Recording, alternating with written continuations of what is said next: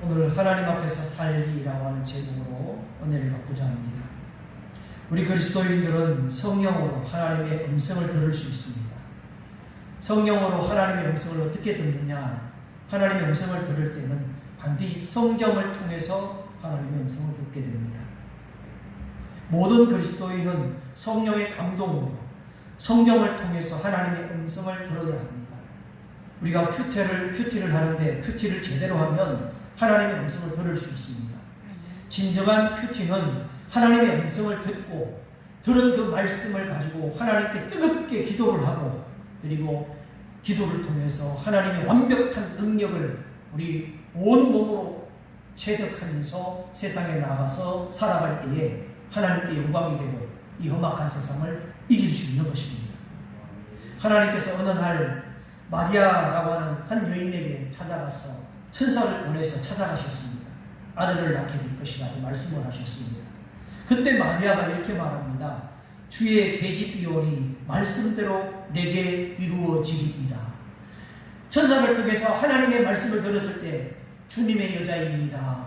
말씀대로 이루어지게 하소서. 말씀대로 이루어지소서 하고 화답을 합니다.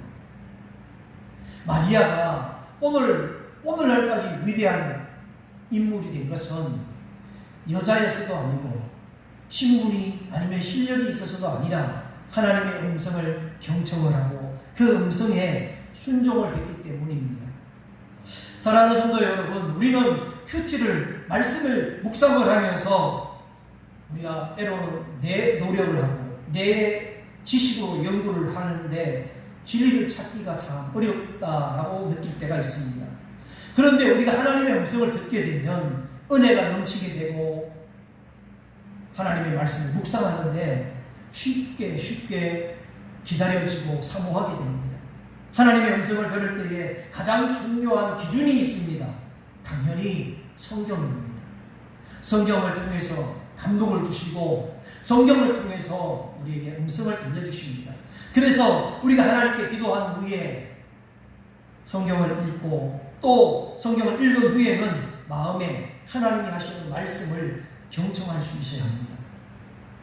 성경은 21세기 오늘 우리가 살아가는 변화의 시대를 다룬다거나 경제, 문화, 교육을 다루지는 않습니다. 그렇다고 해서 하나님께서 오늘 21세기에 우리가 살아가는 것에 관심이 없는 분이냐? 그렇지 않습니다. 하나님은 관심이 있으십니다. 그런데 너무 놀라운 것은 성경은 하나님께서 우리에게 음성을 들려주셔서 21세기라고 하는 과학시대, 교육시대, 문화시대에도 모든 문제를 아시고 우리에게 말씀해 주신다는 것이 너무 놀랍습니다. 성경의 음성을 처음에는 잘 들려지지 않거나 아니면 또 희미하게 들려지기도 하지만은 사실은 하나님의 음성은 뚜렷하고 분명하고 확실합니다. 그래서 예수님이 말씀하셨습니다. 요한복음 10장 27절 말씀에 예수님이 말씀하셨습니다. 한번 읽어보겠습니다. 내 양은 내 음성을 들으며 나는 그들을 알며 그들은 나를 따르느니라. 할렐루야. 하나님의 음성을 분명하게 들을 수 있다는 것입니다. 그리고 하나님께서 예수님께서 우리를 분명하게 아시고 우리는 예수님을 따르게 되어져 있습니다. 저와 여러분은 예수님의 양입니다. 그러므로 우리는 주님의 음성을 듣게 됩니다. 하나님의 말씀을 묵상하면은, 그리고 말씀이 묵상이 끝나면은 주님의 음성에 조용히 귀를 우리가 기울여서 귀를 모아야 됩니다. 하나님께서 가지고 계시는 최고의 관심은 우리가 땀을 흘려서 무엇을 열심히 하는 것이 아니라 우리와 깊은 대화를 나누기를 원하십니다. 그래서 우리 그리스도인들은 하나님 앞에 있는 사람들로서 하나님 앞에서 살아가는 사람은 하나님과 깊은 대화를 나눕니다. 하나님 앞에 있습니다. 오늘 우리가 읽었던 본문 말씀을 보시면 여호와 앞에라고 하는 말이 4번이 나옵니다. 3절, 4절, 6절, 8절. 여호와 앞에, 여호와 하나님 앞에 있는 하나님의 백성들에게 구약시대는 하나님께서 택하신 이스라엘 백성들, 구원받은 하나님의 사람들은 여호와 앞에서 사는 사람들이었습니다. 현재도 그렇습니다. 앞으로 미래도 마찬가지입니다. 하나님의 사람 그리스도인들은 하나님을 떠나서는 안 됩니다. 하나님 앞을 떠나서는 살 수가 없다는 것을 우리에게 분명하게 가르쳐주고 있습니다. 중세시대에 종교개혁을 하는 위대한 인물들마다 신앙의 정신이 있었는데 어떤 정신으로 살았느냐? 그 중에 하나가 여호와 앞에, 하나님 앞에 호람되오 이렇게 외쳤습니다. 여호와 하나님 앞에서 어디든지 무슨 일을 하든지 어떤 일을 만나든지 하나님 앞에 살고 있다, 하나님 앞에 있다 라고 하는 마음과 확신이 있을 때에 우리는 평안한 마음, 안식의 삶을 살 수 있습니다. 뿐만 아니라 하나님 앞에서 두려운 마음과 떨리는 마음도 있지만은 감동도 있고 감사하는 마음으로 담대하게 살아가게 되는 것입니다. 우리는 지난 한 주간 큐티 성경을 보면서 레위기 23장 말씀을 이렇게 묵상할 수 있었습니다. 말씀에 보면 하나님은 이스라엘 백성들에게 이렇게 말씀하십니다. 성회로 공포하고 여호와의 절기를 지키라. 여호와의 절기. 우리가 살아가는 모든 날은 우리가 자유롭게 살아가는 것 같지만은 특별히 하나님은 여호와의 절기를 정하시고 하나님을 기억하면서 살라고 말씀합니다. 레위기 23장을 한번 보겠습니다. 2절에서 4절인데 한번 같이 읽어보겠습니다. 이스라엘 자손에게 말하기를 이것은 나의 절기들이니 너희가 성회로 공부할 여호와의 절기들이니라. 여세 동안 일할 것이요 일곱째 날은 안식이니 성회의 날이라. 너희는 아무 일도 하지 말라. 이는 너희가 거주하는 각처에서 지킬 여호와의 안식이니라. 이것은 바로 너희가 그 정한 때에 성회로 공포할 여호와의 절기들이다. 여러분, 우리가 여호와의 절기, 신약시대에 절기를 왜 지키느냐 이렇게 생각하는 사람들도 많이 있습니다. 절기들의 모든 내용에 핵심이 있습니다. 절기의 형식을 지켜야 된다는 것이 아니라 핵심 내용이 있는데 절기의 핵심 내용은 여호와 하나님을 기억하는 것입니다. 하나님을 기억하며 살아라. 하나님 앞에서 살아야 된다. 여러분, 우리 예수님을 영접하고 예수님을 나의 구세주로 모시고 살지만, 영접하고 살지만 우리는 여호와 하나님 앞에 살아야 합니다. 하나님 백성들이 지켜야 하는 가장 좋은, 여러분, 가장 기본적인 것, 가장 큰 절기는 안식일입니다. 앞으로 조금만 내려오실까요? 안식일.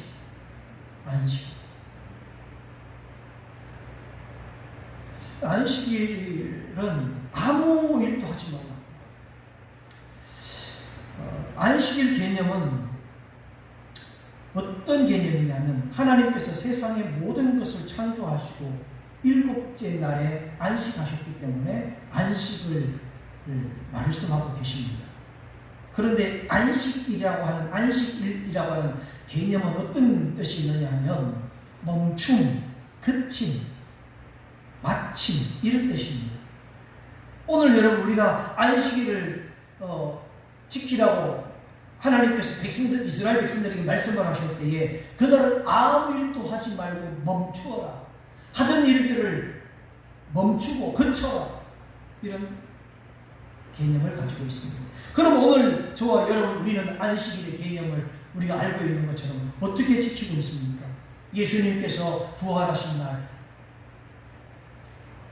안식일 이후 첫날, 오늘 주일 첫날, 예수 그리스도를 부활하신 예수님을 찬양하고 하나님께 경배를 올려드립니다. 예수님의 부활로 말미암아 어둠과 죄악은 다 깨뜨려지고 사망의 권세, 사탄의 권세는 깨뜨려지고 부활하신 부활의 주님의 이날, 주님의 날을 우리가 경배하며 찬양합니다. 여세 동안에 하던 모든 일들을 멈추고 모든 생각을 멈추고 그치고 오직 예수 그리스도의 이름으로 하나님을 찬양하고 예비하는 주님의 날을 지키는데 23장 3절 보십시오. 3절을 보시면 아무것도 하지 마라. 아무것도 하지 마라. 그치. 다 거쳐라. 어떤 곳에 있든 어느 곳에 있든 각 처에서 지킬 여호와의 안식일이다 말씀하셨습니다. 모든 인간은 하나님의 형상으로 지음받았습니다. 우리는 하나님의 모양과 형상대로 지음받은 사람들인데 하나님의 형상대로 지음받은 사람들은 하나님과 함께 안식을 할 수 있어야 하는데 하나님을 경외하면서 예배하면서 하나님께 기도를 드리면서 하나님께 나아가는데 이때에 중요한 내용이 있는데 바로 하나님의 백성으로서의 정체성을 갖게 되고 우리의 영혼을 쉼이 있고 영적인 양식을 채우는 시간이 되는 겁니다. 우리는 하나님의 백성이라고 하는 정체성, 하나님의 사람이라고 하는 정체성을 확인하게 됩니다. 그러니까 하나님이 하신 말씀, 날들, 이 절기를 지키면서 하나님 중심이라는 정체성을 가지게 되고 하나님의 백성인 것을 확인하면서 우리가 구원받은 삶을 살고 있구나라는 것을 몸으로 체득하는 것입니다. 신명기 말씀을 보면 안식일에 대한 말씀을 하고 계시는데 하나님의 은혜에 감사하고 기억하는 날이라고 하셨습니다. 23장에부터 나오는 절기들이 있죠. 6월절, 성경에 자막에는 지금 여러분들 볼 수 없지만 성경에 보시면 6월절, 초실절, 77절, 나팔절 이런 절기들이 과연 우리와 무슨 상관이 있겠느냐? 왜 이 말씀을 배워야 되고 의미를 알아야 됩니까? 우리는 아마 이미 이러한 절기의 의미를 알고 있어야 하지만은 지키지는 않습니다. 왜 지키지 않느냐? 한번 이제 제가 간단하게 설명을 하겠습니다. 6월절은 하나님께서 이스라엘 백성들을 애굽의 노예 땅에서 나오기 전에 10가지 재앙을 내리실 때에 마지막에 장자의 죽음이라고 하는 10번째 재앙을 내리실 때에 그 재앙을 피할 수 있는 길이 있었는데 문설주에다가 어린 양 피를 6월절 어린 양 피를 문설주에 발라두었을 때에 죽음의 사자가 그 집은 넘어가고 하나님의 말씀을 들어도 무시하고 순종하지 않았던 가정은 그 가정에 있던 장자들이 다 죽습니다. 그래서 6월절 어린 양이 되는 그 양의 피를 문설주에 발라.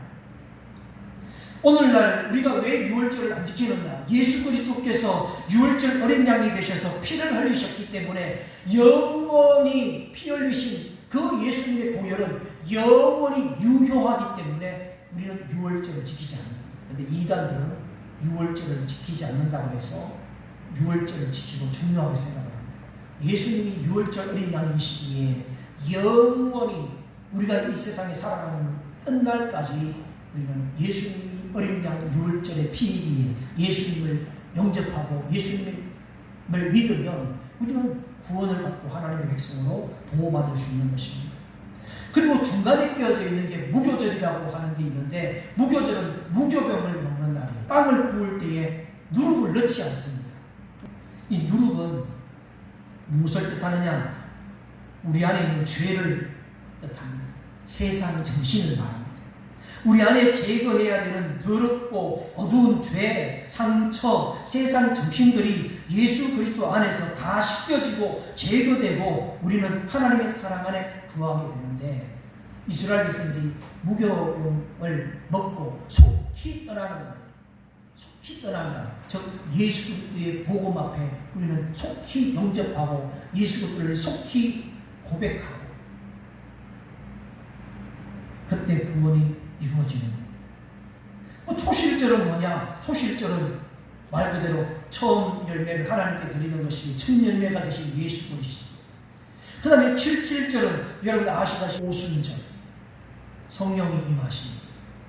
그 나팔절을 지키라고 합니다. 나팔절은 뭐냐? 새해 첫날 유대 종교 달력에 보면 7월 1일이 새해 첫날입니다. 그때 나팔을 불면서 온 이스라엘 백성들이 여호와 하나님을 기억하는 겁니다.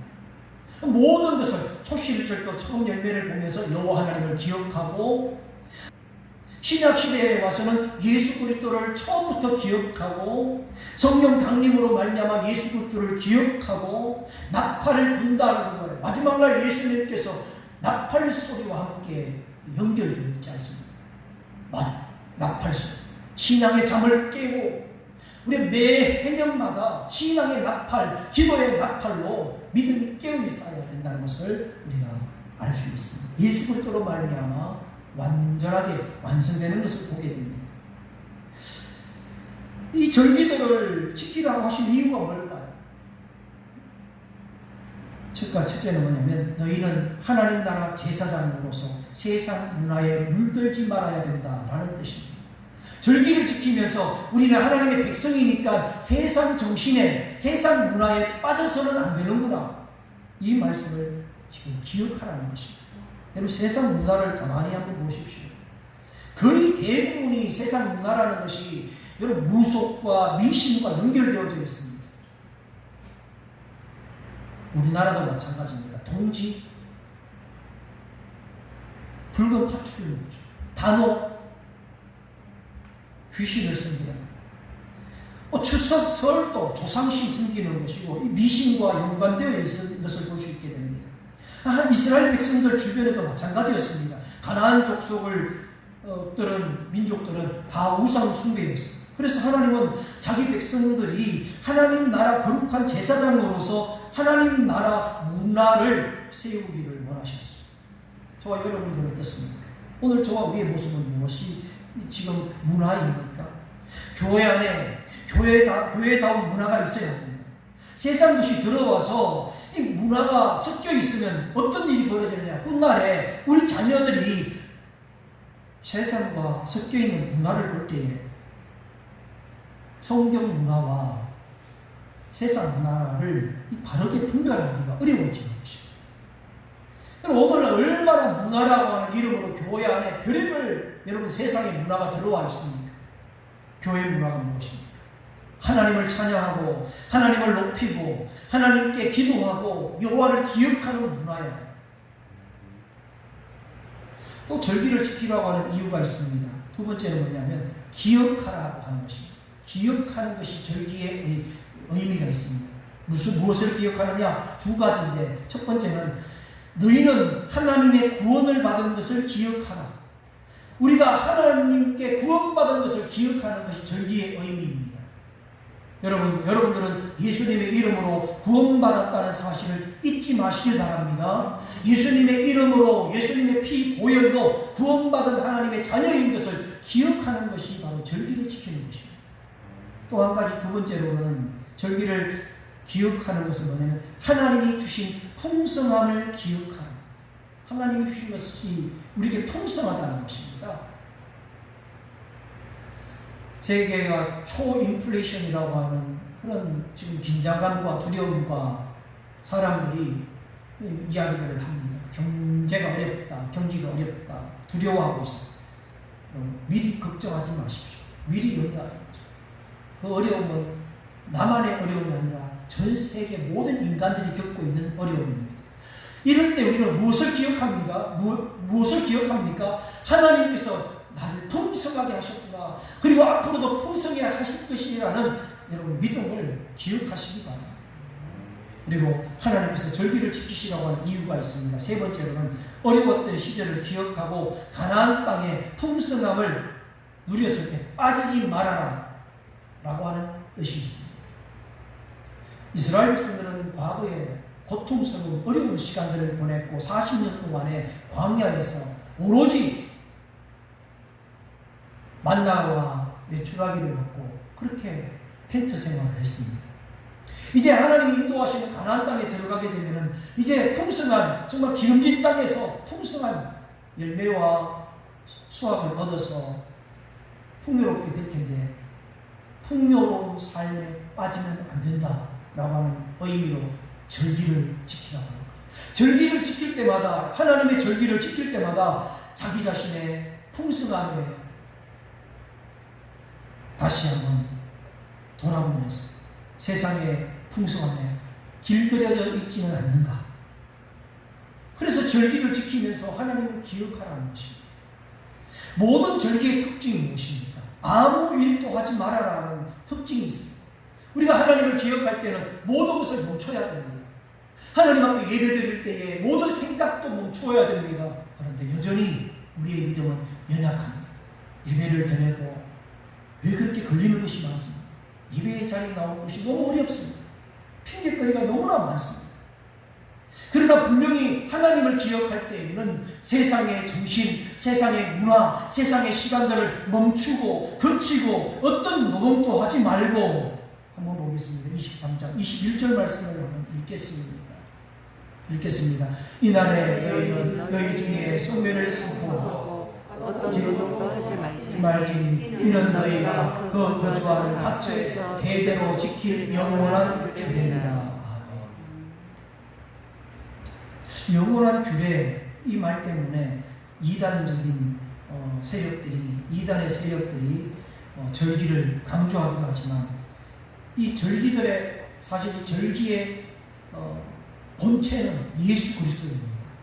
예수 그리스도를 바라보고 예수 그리스도를 향하고 예수 그리스도께서 완성하셨기 때문에 우리는 절기를 지키지 않고 있습니다만은 우리가 그러나 여호와를 기억한다, 예수 그리스도를 기억한다는 것은 동일합니다.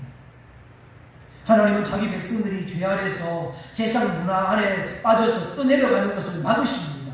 여호와 하나님을 기억하면서 예수 그리스도를 바라보면서 성령으로 서로 사랑하고 뿌리를 내려서 서로 사랑하면서 살기를 원하십니다. 2022년도 8월 중순입니다. 내일은 8월 15일 우리 민족이 해방된 지 77주년을 맞이해서 정말로 큰 자유를 얻어서 해방을 받았습니다. 기쁨을 찾았는데 오늘 우리 대한민국의 이 땅에 예수 그리스도의 복음이 130년, 140년 전에 복음이 들어와서 부흥을 경험하고 풍성을 누리고 살고 있는데 그러나 이 세상이 풍성함에 너무 길들여져 있는 것은 아닌가? 교회가 세상의 정신으로 흘러 떠내려가고 있는 것은 아닌가? 우리는 다시 한번 여호와 하나님 앞에 절기들을 통해서 하나님 하시는 말씀에 음성을 들어야 될 것입니다. 우리가 오늘 읽었던 말씀을 간단하게 보시면 여호와 앞에서 두 가지만 생각하겠습니다. 첫째는 성소의 등불, 등잔불을 켜두어라. 이 등잔불을 끄지 말라는 것입니다. 제사장들은 역할들이 여러 가지가 있었는데 성소의 등잔불을 꺼지지 않게 하는 것입니다. 2절 4절을 한번 보겠습니다. 2절 4절을 보시게 되면 등잔불들을 항상 정리해야 합니다. 항상 깨끗하게 정리를 하는데 4절 말씀 등잔들을 항상 정리를 합니다. 이게 무슨 뜻입니까? 여러분 이 세상 이 등잔불을 켜야 되는데 빛을 밝혀야 되는데 이 땅에 예수님이 빛으로 오셨습니다. 등잔불로 예수님이 오신 겁니다. 예수님이 우리 가운데 함께 하시고 우리가 예수님을 따라가면 예수님의 빛을 받게 되고 우리가 빛을 발하게 됩니다. 그런데 우리가 빛을 받을 때에 우리가 지저분하고 더러우면 그 빛을 받아도 반사할 수가 없습니다. 빛을 발할 수가 없는 것입니다. 그러므로 우리가 해야 될 일이 뭐냐면 항상 등잔대를 정리하고 해야 되는 것은 오늘 저와 여러분들이 그대로 적용을 하게 되면 우리 안에 들어와 있는 예수 그리스도의 빛, 그 빛을 예수님이 내 안에서 충만해지도록 우리가 영적인 생활을 잘 관리해야 되고 그리고 구약의 성소에 있는 것처럼 부지런히 등잔과 등불을 관리하듯이 우리의 영적인 생활도 관리를 할 수 있어야 된다는 것입니다. 영적인 생활을 관리하지 못하면 여러분 우리는 하나님 앞에 부끄러운 사람이 되는 겁니다. 세상의 빛으로 산다는 것, 예수 그리스도가 우리 안에 충만하게 되어져서 빛이 바라게 될 수 있는 순결한, 항상 정결하게 우리는 우리 자신을 정리할 수 있어요. 우리 안에 잡다한 생각들, 잡다한 인간관계들, 잡다한 물질 정리할 것 빨리 정리해야. 그렇게 해도 우리는 더 아름다운 삶을 살 수 있고 더 풍성한 인간관계와 이 땅에서 빛을 발하면서 살 수 있다는 것입니다. 두 번째, 성소에 이제 떡상이 있는데 그 상에다가 12개의 떡을 두 줄로 정렬해서 올려놓으라고 말합니다. 5절 6절. 너는 고운 가루를 가져다가 떡 12개를 굽되 각 덩이를 12분의 2 에바로 하여서 여호와 앞에 순결한 상 위에 두라 이렇게 말합니다. 이 떡 12개, 12상은 무엇을 뜻하느냐 하면 이스라엘의 12지파를 상징하고 이스라엘 백성을 가리킵니다. 하나님의 백성들을 상징합니다. 그리고 8절 말씀을 한번 보겠습니다. 8절. 안식일마다 이 떡을 교체해야 됩니다. 새 것으로 바꿔야 됩니다.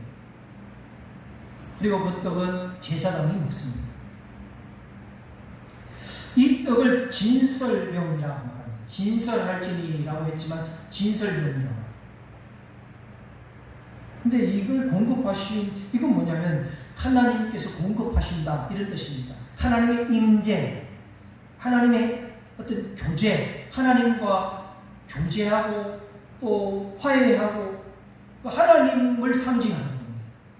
그래서 이 떡은 신약에 와서는 예수 그리스도이십니다. 예수 그리스도 앞에서 우리가 교제하고 예수 그리스도와 함께 우리가 하는데 예수님이 떡이 되신다는 거예요. 떡. 한번 보겠습니다. 요한복음 6장 35절 48절 두 절을 읽겠습니다. 읽습니다. 예수께서 이르시되 나는 생명의 떡이니 내게 오는 자는 결코 줄이지 아니할 터이니 나를 믿는 자는 영원히 목마르지 아니하리라. 내가 곧 생명의 떡이니라. 아멘. 예수님께서 우리 가운데 생명의 떡으로 계시는 생명의 떡이 되신 예수님과 교제를 하면서 이것이 바로 생명의 떡이지만은 영생의 문제입니다. 영생.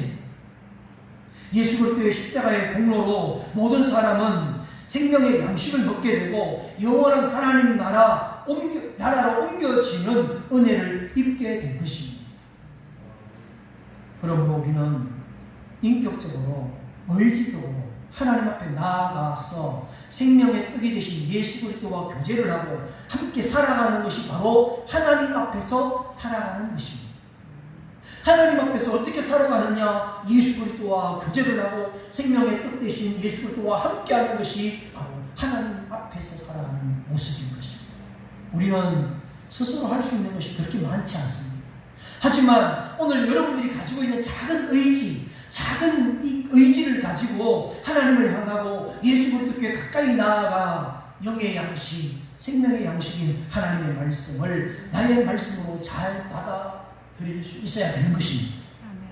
지성소 앞에서 12개의 떡은 바로 어쩌면 지성소의 이 12개의 떡, 이스라엘 백성, 온 백성을 상징하듯이 오늘 우리 자신일 것입니다. 우리 자신, 이 12개 떡처럼 하나님 앞에 나아가고 생명의 떡이 되신 예수 그리스도를 먹고 예수 그리스도를 마시면서 교제하면서 그리스도인의 참된 생활을 오늘 저와 여러분들이 누리면서 살아가야 될 것입니다. 오늘 이 말씀의 진리를 여러분이 묵상하시면서 마음속 깊이 간직하시면서 끝까지 믿음 안에 승리하시기를 예수님의 이름으로 축원합니다.